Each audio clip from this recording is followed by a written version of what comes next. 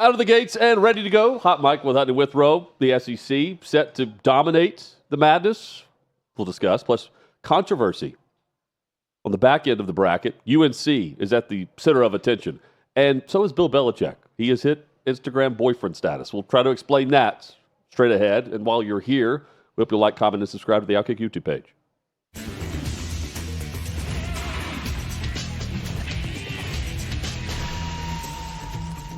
Well, at first it was how many teams will the SEC get in?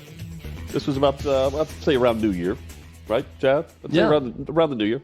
Then it was, well, what's the record? What's the record set for the most teams from a single conference? It was 11. Now it's 14. And, Chad, I can't help but think a lot of it is due to the way they approached this conference tournament. It was outstanding. And how many discussions did we have over the last, 2 months about how do you go into the tournament versus the conference tournament? And, the wear and tear, the grind of the regular season. Everything we saw in Nashville over the weekend was tremendous. And the competition and that competitive spirit, I think, carries over to a lasting impression of just how difficult the conference was. Yeah, 14 teams. We talked about it on Friday, Hutton, and on Thursday also. To get to that level and to get to that many teams, there's no doubt the SEC had the best season of any conference in basketball history, but 3 teams better than 2011 Big East, that's a lot. I think it shows just as much about how great the SEC was this year and how historically terrible a conference like the ACC was. Yeah. And we're going to talk a lot about the ACC and what the seedings tell us about that conference and how there's a giant disconnect in one decision that was made in favor of an ACC team based on how that conference is viewed. But I think the strength of the SEC combined with the Big Ten being a little bit down, the Big 12 not being as strong as it has been in recent years, and the ACC being abysmal is how you get to 14 teams. When I saw Oklahoma pop as an 8 seed in the tournament, that's the other part is where they're seeded. I'm like, what in the world? Well, Texas is easily in if Oklahoma's an 8 seed. Well, and consider, the previous record was nearly doubled. The SEC previously, the most they had in was 8, and now 14. The SEC reigns over college basketball. 14 teams in the tournament this season. And the great news for fans of the conference and the bad news for most of the remaining college football or college hoops and college football fans for that matter, the SEC continues to reign. There's still a huge opportunity in hoops for growth moving forward. This is more than just 14 bids in a down year for some of the blue blood conferences. Those conferences will continue to feature their top-tier programs. But the reality is, this is the SEC being sustainable. And not just sustainable, this level is now expected. The Southeastern Conference has the coaches, the resources, the fans, the competitive balance, and media distribution to dominate hoop season the same way that we've seen the league engulf college football. They've created this culture for college basketball Saturday. But they're also making the weeknight games important and can't miss as well. But here's the key. Now it's time to win in March.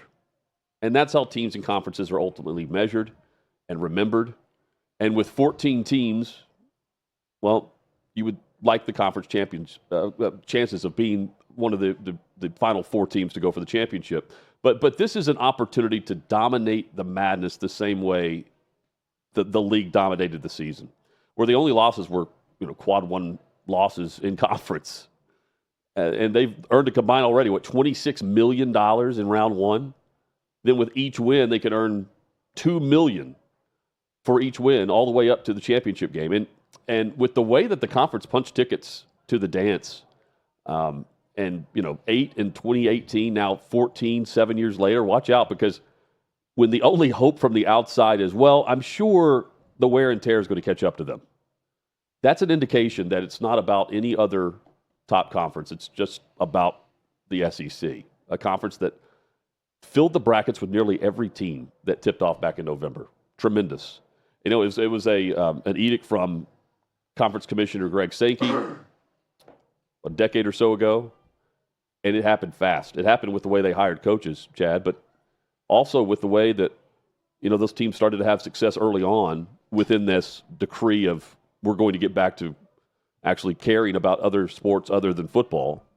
And man, have they ever. You look at the way that College Game Day treated the basketball tournaments. You're not at the traditional locations. You're set up in Nashville, and they went full tilt on all of their coverage. Pretty nice year for ESPN to separate from the Big Ten. No doubt. And to just be SEC only for the most part. I mean, they have other games also, Big 12, a deal with them. But, I mean, it became the SEC network and ESPN were almost indistinguishable from one another as the year went on. And then by the end of the year, I mean, I can't tell the SEC network set from the ESPN set because everyone paid by Disney from Bristol to cover college basketball, they honed in on Nashville, Tennessee for the SEC tournament. It was, you're right, the manpower involved and the amount of people that were here. I actually watched the College Game Night last night on ESPN, which was just a spinoff of College Game Day, reviewing the bracket after it came out. They're live on Broadway. They moved the set outside where Tootsie's in the background, and Jay Billis and Jay Williams and Seth Greenberg and Reese Davis are all right there breaking down the bracket. So the SEC took over everything college basketball this year. The only question remaining, Hutton, and you asked the question, will that continue into March and into the big tournament? But this is also one of those where I think you're going to have confirmation. You're going to have confirmation of what people thought about the SEC if they love them.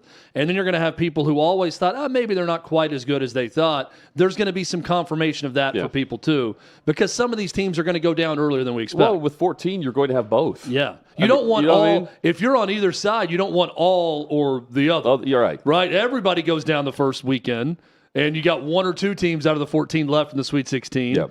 Or, you don't want 9 or 10 SEC teams in the Sweet 16, which is possible. And some rematches. Actually, with a lot of the second-round possible matchups, I don't know how possible it is because you got a number of them. Yeah, there's several.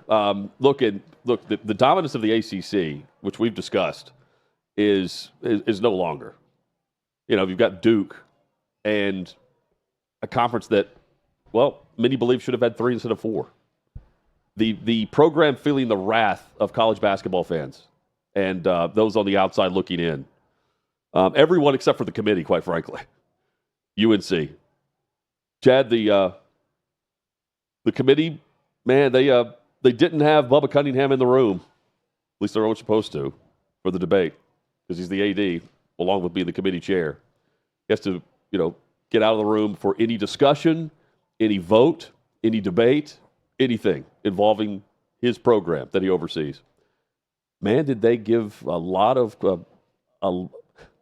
votes their way just based on their record against the bubble versus everything else. Let me start by stating what I believe about North Carolina. And I'm someone who's watched North Carolina a lot this season. I've seen them in a lot of different settings, neutral court, at home, on the road in the ACC. They played a lot of big games. They only won one of them, and that was against UCLA. Their one win against Quad 1 was on a neutral site in a 2-point win over UCLA, who is a 7 seed in the NCAA tournament. That's it.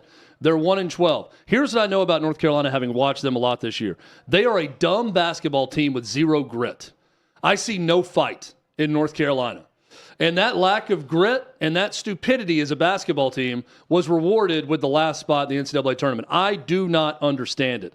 When Jalen Withers committed a lane violation to negate the go-ahead free throw for North Carolina against rival Duke, a win that would have gotten them in for sure, and there wouldn't have been as much mystery about it, that was not something atypical of North Carolina basketball this year. It's a dumb basketball team. They don't play smart. I'm surprised Hubert Davis is definitely coming back next year. I know they're going to commit to NIL and all this. They've got good players now. It's not that. They're just not a smart basketball team, and they lack grit. Yet they're rewarded with the last spot. They're rewarded over a team like West Virginia, who won 6 Quad 1 games, including games at Lawrence Fieldhouse, or Allen Fieldhouse in Lawrence against Kansas, a game at Arizona. They beat Gonzaga on a neutral court. No. Those 6 Quad 1 wins, they don't stack up at all to North Carolina's 1. Now, you're telling me that a team, simply because It says on the front of their jersey is North Carolina. They have the ability to stack their non-conference schedule with a ton of big-time opponents in big-time environments because they're North Carolina. So just because they scheduled those games, that's what puts them over the top? That's not right. I'm sorry. Not everyone can schedule like North Carolina because everyone's willing to play North Carolina because they think it's North Carolina. It won't hurt us if we lose. North Carolina scheduled like a team that said, well, these are all good teams. It won't hurt us if we lose, and proceeded to lose every time. That's not NCAA tournament worthy. This should be for elite accomplishing teams, whether that be in the small conferences, winning your conference, or for big conference teams that won enough against top-notch competition at times away from their home court that earn a spot to the tournament. North Carolina didn't earn a spot. They got in because Bubba Cunningham was leading the committee. And I'm sorry. I like how they had to handle it on the CBS show yesterday where, hey, I had to step out. You guys can ask your North Carolina question first. I can't answer it. I thought the guy that was second in command was terrific, communicating the scenario and laying it out plainly as to how North Carolina got in and why they got in, because UAB did not upset Memphis.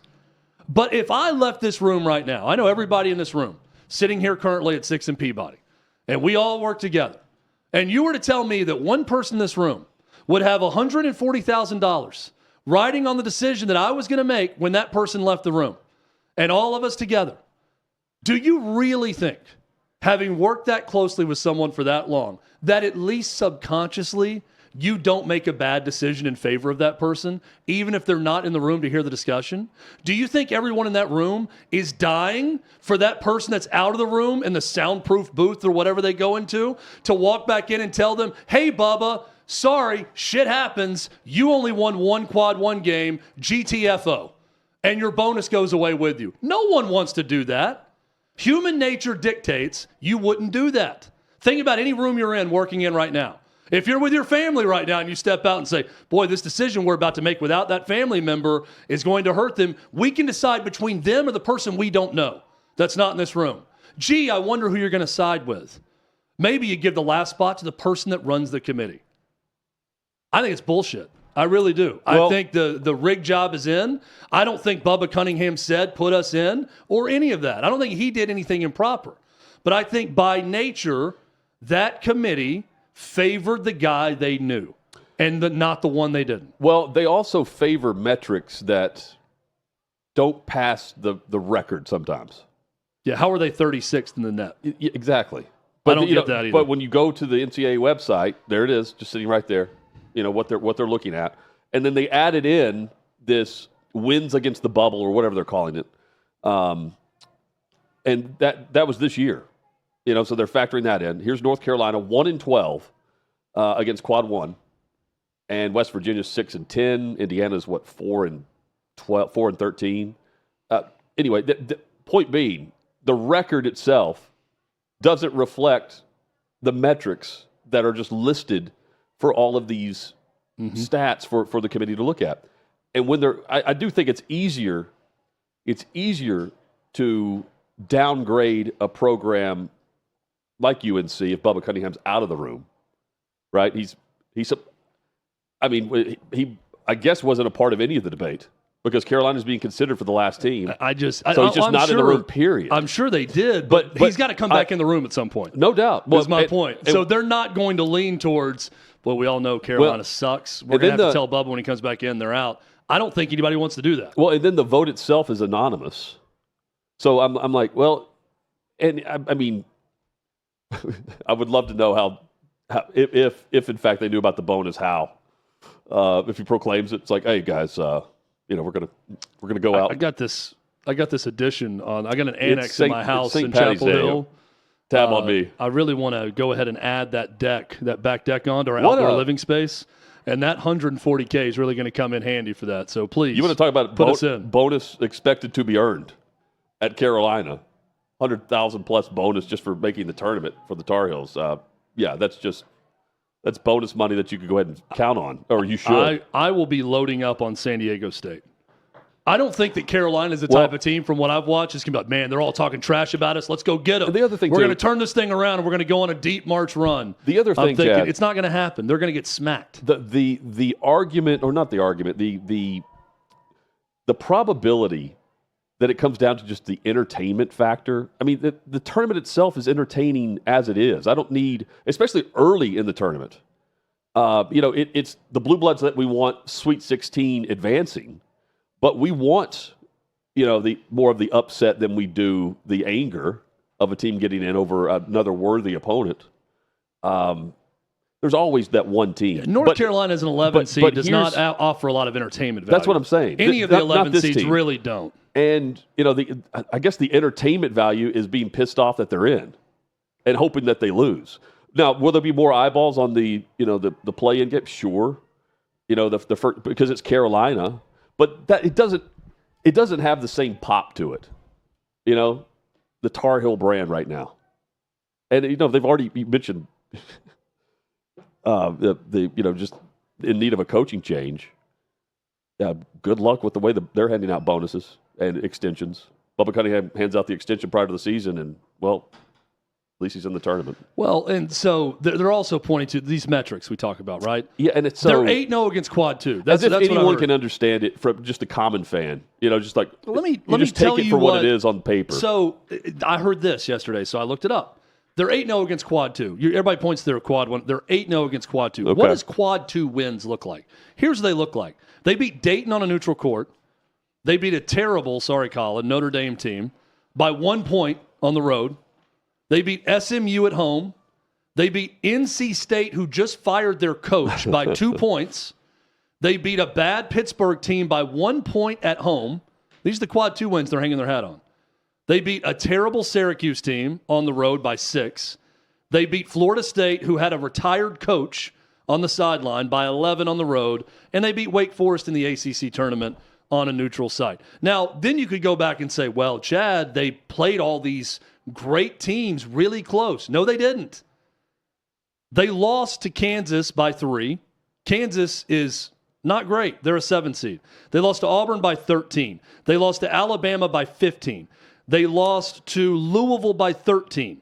They lost to Duke by 17, Clemson by 20, Duke by 13 again.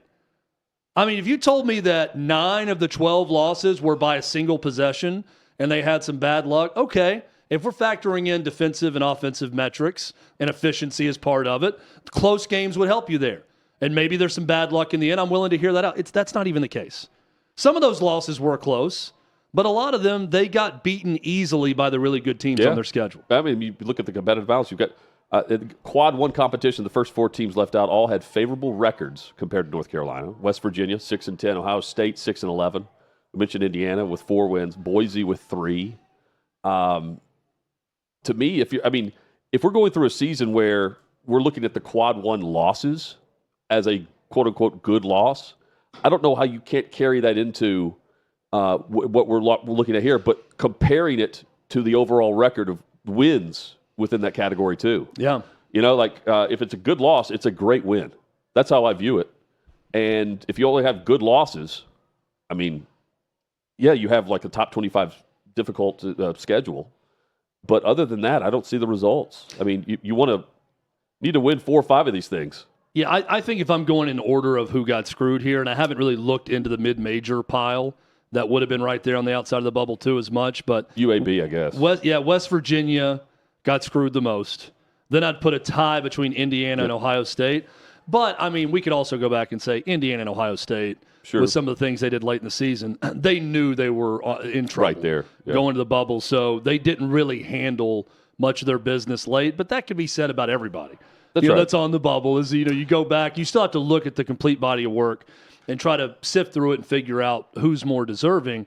I just don't see any universe where North Carolina is the most deserving at 22-13 and 13-7 in a historically bad ACC. How bad is the ACC, by the way? Louisville ended up winning 20 games in the ACC. 20. They were 18-2, and then they won 2 in the tournament before losing a pretty close game to Duke on Saturday. They're an 8 seed. Team that won 20 games in the ACC is an 8 seed. Yet North Carolina finds their way in. It makes no sense. I mean, and I'm even seen reaction from Carolina faithful, Carolina specific team websites, that cover the team on a daily basis. Even they're making the case for inclusion or the case against. Record against ACC teams that will play in the NCAA tournament. UNC 0-5. Carolina 2-7 against ACC teams with a winning league record. 2-7 against that conference. So, yeah, they're 1-10 against any team that has a net ranking in the top 40. It's completely insane. I don't get it. And if I'm Ole Miss, who could be sitting there waiting on North Carolina, this is going to be turned into I told you North Carolina was worthy. You're right. If they win a couple games. And I'm thinking if I'm Chris Beard and Ole Miss, they shouldn't have even been in the tournament. I don't want to lose to a team that shouldn't have been in the tournament. It's one thing if you lose to a team that won their conference tournament and got the automatic qualification, and they belong, that they earn their way in regardless of what conference they played in, and you've got to eliminate those teams that do that. But I'm sitting there thinking, we lost to a team that's talented that did nothing throughout the year other than beat UCLA on a neutral court to earn their way to this tournament. And they got in because Bubba Cunningham is their athletic director, and he was the head of the selection committee. And now we're going home in the first round because of that. I'd be pissed. Chad, the 5 highest-rated teams that they could hold a win over. Number 26, UCLA. 46th, SMU. 62nd, Pitt. And 68th, Wake. Plus 90th, FSU. What do you think By the way, they also have, you could say 8-0 quad 2. They didn't lose a single awful game all year. That's pointed out to a lot of teams. Didn't lose quad 2 or quad 3. No, they did. I think they lost to Stanford at home, which is a quad 3 loss. Oh. So they also have that on their resume. They have 2 wins over teams that will play in the tournament. UCLA and American. And we all know how high-powered American is. This will be the talk of America for the bracket for 24 to 48 hours.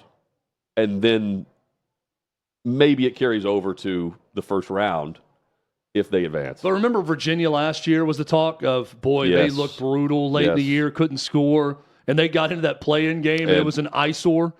And they had like 17 points at halftime or something exactly ridiculous. The way we thought they would. And everybody took to social media, this is why no one wanted Virginia in. If North Carolina, you're going to see that same energy. So if they look bad against San Diego State, you're going to get that same energy. I was going to say, what you're saying is that this Carolina, the way they're made up this year, isn't a team that shows up pissed off for greatness.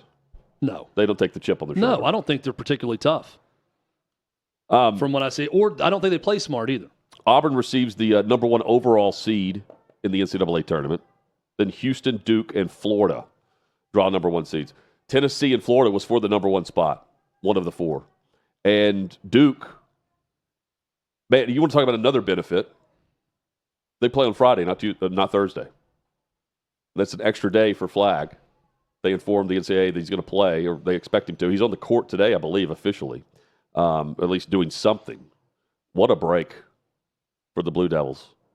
Huge break. I mean, I've got them advancing far.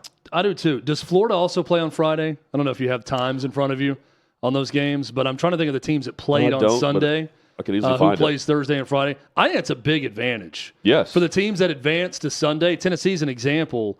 I'm thinking if they could get to Friday, that's a big advantage. Instead of having to travel out on a Tuesday night, you go in on a Wednesday night, you get a full Friday Thursday, night.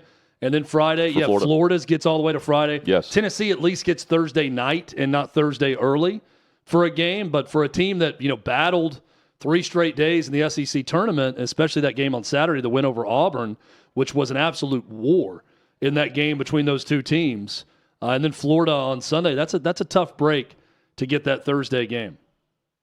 The West Virginia governor's calling for a probe of the NCAA. Good. Over this. That's totally a political move, but I'm all for it. No doubt. I'm all for it if he can make it work. I'm surprised we haven't seen that headline before. Yeah. Oh, we have. Yeah. So I like Duke's draw in this. I definitely Tennessee's think as well. Duke's one of the best. Tennessee's is. I don't love Tennessee, Kentucky possibly in the Sweet 16. That's the one team that seems to be Tennessee's kryptonite. They cannot guard them. Regardless, I don't think Lamont Butler played hardly at all against Tennessee either time, who's the guy who might be out again, and it didn't matter. They Man. could not guard Kentucky and their offensive sets. One of those two teams will be out by then, I think. That would be one of the upsets. Yeah. I just because of the way the brackets think the best pair up. shot is Illinois over Kentucky. Over Kentucky. In round 2. And just looking at advancing through, like, Auburn's another interesting one with their draw. The 8-9 pairing for them ends up being Creighton or Louisville. Creighton, I mean, again, tough draw, and then you eventually get Michigan, potentially Yale again, who knocked them out. Well, and it's what we talked about a lot, Hutton, the difference between a 1 seed and a 2 seed.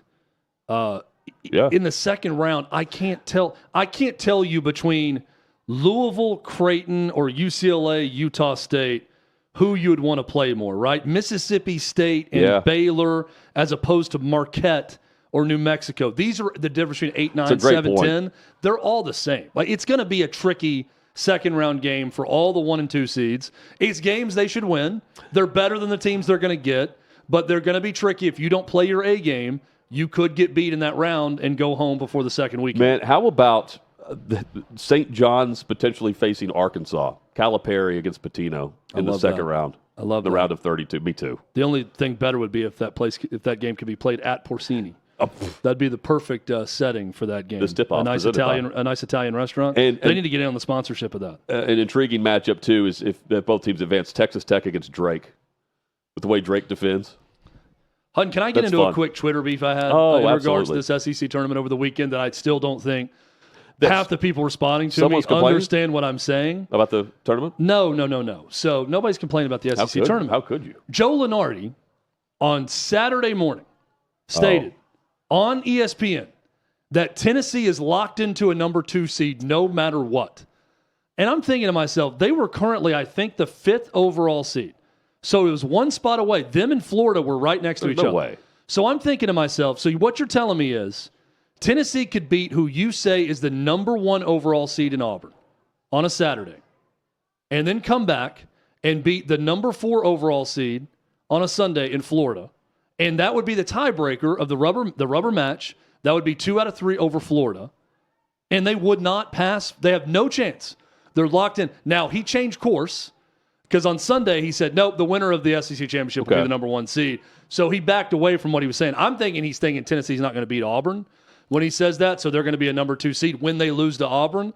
And Tennessee slipped up and beat Auburn. Then he had to rethink everything from that point on. I just couldn't believe that. But the responses from people, Tennessee has too many losses to be a 1 seed. And I'm like, it would be 1 more loss than Florida, who they had beaten twice, and Florida had beaten once, if that scenario played out. So you're telling me that 6 is the number that disqualifies you from being a number 1 seed. Just all the arguments that were being made as to why Lunardi was right. Not a ton of people, but the ones that probably hate Tennessee were arguing this thing. Just use logic. First off, I knew that Florida would beat Tennessee. And I was telling everyone, I don't think Tennessee beats this Florida team right now. I'm simply saying it is absurd for Joe Lunardi to claim they have no chance to climb to number 1 after beating Auburn and Florida in back-to-back days. That's all I was arguing. And then Lunardi on Sunday morning admitted that I was right. Now, because he backtracked and said, no, Tennessee could get the number 1 seed. Had Florida even played Bama then? I guess not, because Tennessee had not played Auburn to that point. This was Saturday morning. Yeah, okay. Well, that's ridiculous. Yeah. Especially because, he backtracked. But where is he getting that from? I think that also... it's someone on the committee. Just based on the scenarios they're playing out, I feel right? like he could have he could misspeak at times because he's going in his mind with what he thinks is going to happen. Dude, I don't know how that guy does what he does half the time. Yeah. But, he is But the amount of defenders of it, I'm just like, oh, we all know conference tournaments don't matter. I'm like, if they win the conference championship beating those 2 teams back-to-back, it's going to matter. And then Lunardi had to eventually come back and say, yeah, it mattered. Now, in the end, they lose, and they're a number 2 seed. And that's exactly where they should be, and that's fine. But to argue otherwise was ridiculous. Clemson gets McNeese State in the first round, followed by the winner of Purdue and High Point. Chances are they'll have a better halftime experience than what they faced at the ACC tournament, where they were locked out of the locker room. And if they can guard the back screen, they can guard the downstream, we can't make it. There's no way that they should knock us off our feet. I know they're holding, but this reminds me of like the high school version of you have too many players that travel with you and you're in this like closet. Yeah. Or AAU tournament. AAU tournament's a great Reminded me example. of that where you're never in a you're never like in a a rec locker room. center. Yeah, a rec center where they have a bathroom but nothing You else. go like behind the bleachers or off to the side or in a hallway somewhere and just huddle up at halftime quickly. Yeah. That's always the AAU tournament look for me. Way easier to do that in hoops than football. I have no idea how there's not someone around that can go get a key to open up their locker room quickly when that happens. Well, I bet they've cracked down on this, on who has access digitally because of all the theft that's been going on. Well, but even so, like that person can't be that far away. There has to be someone with access close enough that can at least get on the walkie-talkie with someone in Charlotte and say, hey, they're locked out of their locker room. Oh, Sandra's going to be down there in 10 seconds. Just hold up. Whoever. I like the pool. Send someone down. Sandra. Sandy's got it. Sandy will be down there in a bit. Whoever to get them in.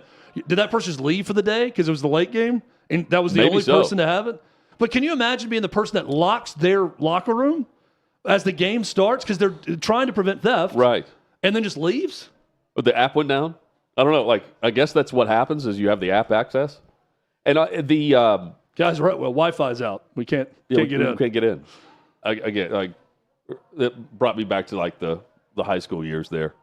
Every single one of those ACC guys has huddled up in a hallway before. So I don't think it was the worst experience of their lives. I think they probably got through it. They've all done that before. But I just think it's an utter failure on the part of the arena ops team at especially with the length of halftime now. Whatever that place is called in Charlotte that I'll probably never see again. Yeah, where the Hornets play. Yeah.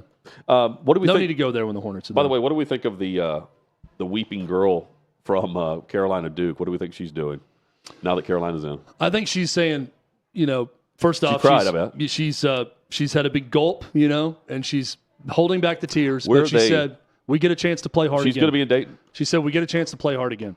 Here we go. Chad and I have been. By the way, if I'm North Carolina, I make sure she's there at the game. Oh yes, she should be your mascot from here on out. She has to be. Needs to be right behind the bench. She's perfect for Dayton. Pumping them up. She will be if she's in Dayton. She will be featured in One Shiny Moment. Yes. Remember is the girl with the? I'm trying to think of even the instrument she has. It's some sort of wind instrument. Have you seen the one where the girl's just crying through it at March Madness in the band? Is it like a piccolo or something? A piccolo. That sounds right. I'm bad with instruments. I knew it's not the flute. I knew it was a wind instrument. I didn't want to say she was playing the flute. The guy beside her was playing the flute. Yes. That guy was also crying. I'm pretty sure. How many brackets have you filled out so far? One. I'm a one bracket guy, Hutton. One bracket guy every year. I'm not going to go and look at all my different brackets and see if I'm winning one or not the other. I brought my first one that I filled out, just straight up. We both go paper. Yep.